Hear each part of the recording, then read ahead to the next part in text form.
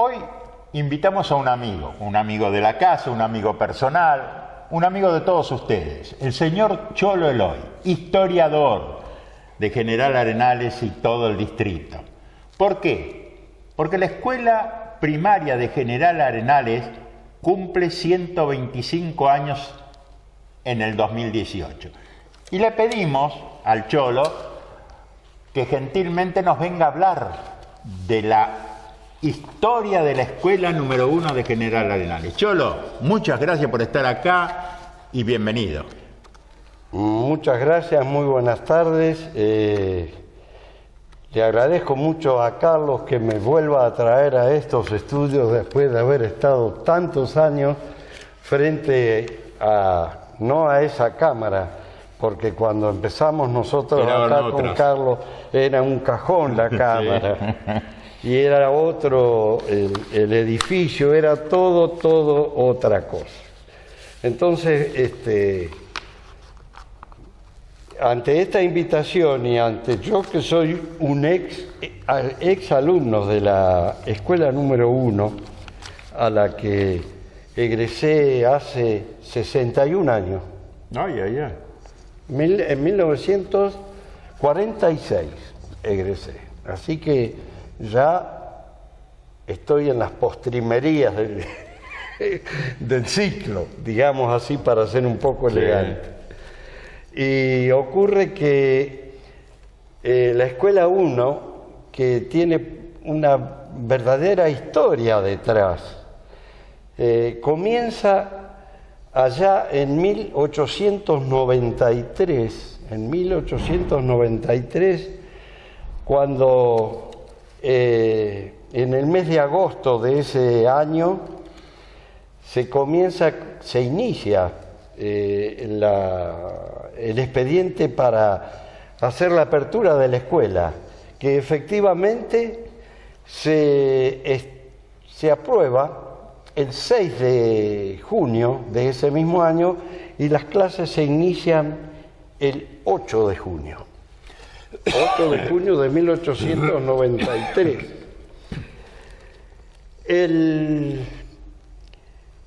La necesidad de la docencia en este lugar es necesario una pequeña introducción en razón de qué y quiénes fueron los gestores, quienes se preocuparon ante las autoridades para que esto pudiera ocurrir. Este lugar, que se fundó allá en 1889, un 6 de septiembre, comenzaron a llegar en principio gente que tenía cierta ilustración culturalmente porque eran comerciantes.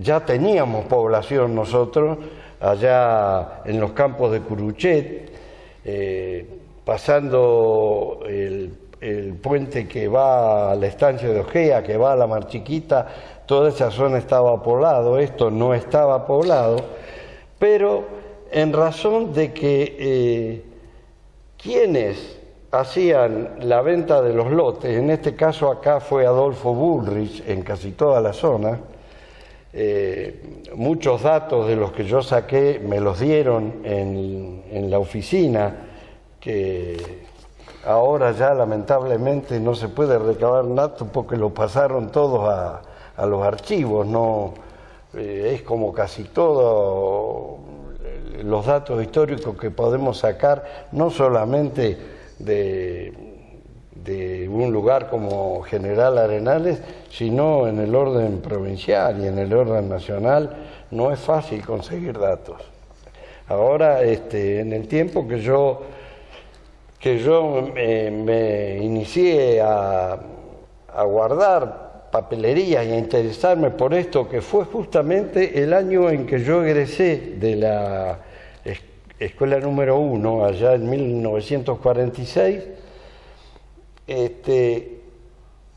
pasó bastante tiempo antes de que yo aprendiera y me enseñaran con todos los cursitos que hice, los cursos, y de cómo se conseguían los datos y cómo se podía hacer. había en aquel tiempo muchas más posibilidades que las que hay hoy. Cuando recién se comenzó a poblar Arenales, la gente que vino en principio a poblar, los inmigrantes que vinieron, eran especialmente italianos en su mayoría y españoles. Pero tenían un problema, la mayoría, casi digamos todos, ni mujeres ni hombres, sabía leer ni escribir. No tenía ningún tipo de instrucción, era gente que venía del campo en Europa y no era fácil recibir instrucción.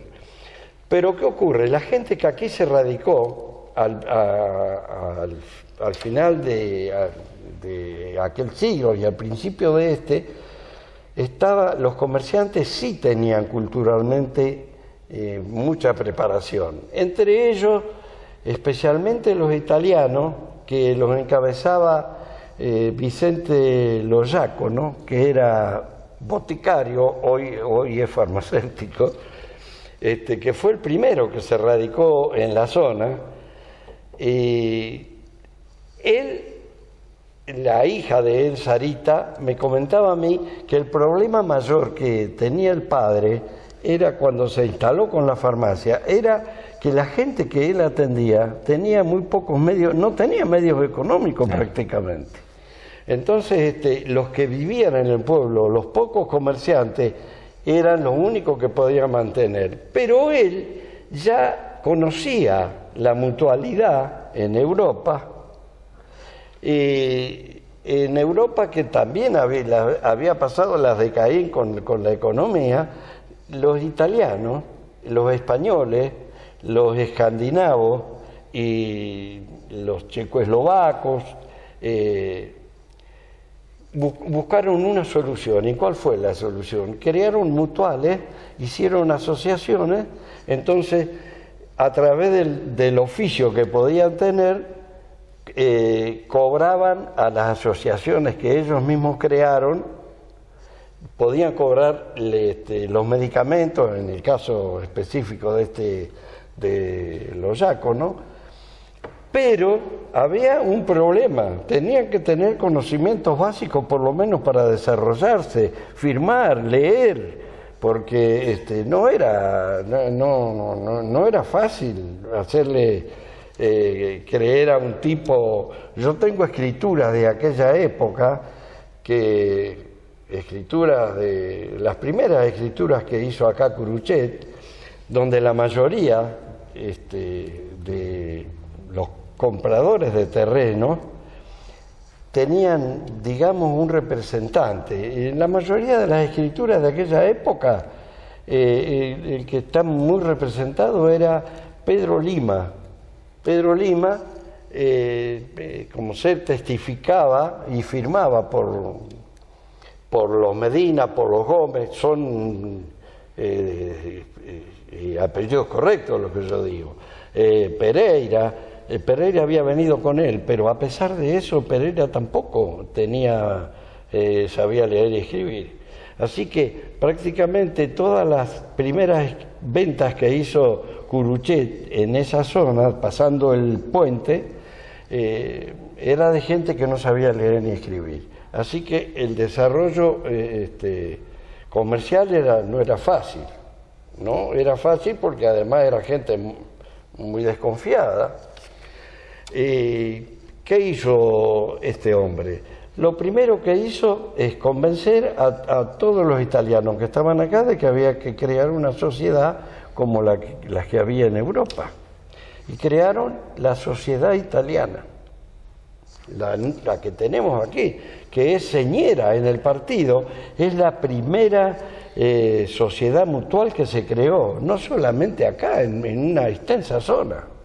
El gestor fue Vicente Lo Giacono, el gestor, junto con los otros italianos, Merli, toda la Grossi, todos los que habían acá, que no eran, como la mayoría cree, inmigrantes. No, ellos habían emigrado de Europa hacía mucho tiempo. Estaban acá, como ser los Grossi eran de Chacabuco, venían de Chacabuco, se radicaron en este lugar porque fueron desarrollando comercialmente un negocio porque no había nada, era más fácil hacerlo acá desde el vamos, pero había una cuestión, había que instruir a la gente y además había que mantener el negocio pudiendo de alguna forma cobrar. Entonces se creó la Sociedad Italiana. Quiero aclarar, Vicente Loyaco no, fue el gestor de la Sociedad Italiana de Arribeños, de la Sociedad Italiana de Ascensión y de la Sociedad Italiana de Fortín Tiburcio. Y cuando faltaba un tipo en la comisión, se ponía él en la comisión. Pero el problema era cómo hacían para instruir a la gente, porque la gente quería saber, quería aprender. Entonces la Sociedad Italiana trajo un maestro que no tenía título habilitante acá en Argentina, pero era un maestro particular, digamos, que tenía instrucciones. Orsolino, que fue el maestro que ellos contrataron, lo contrataron para, en algunos casos, que enseñara idioma y le enseñara a hablar y escribir.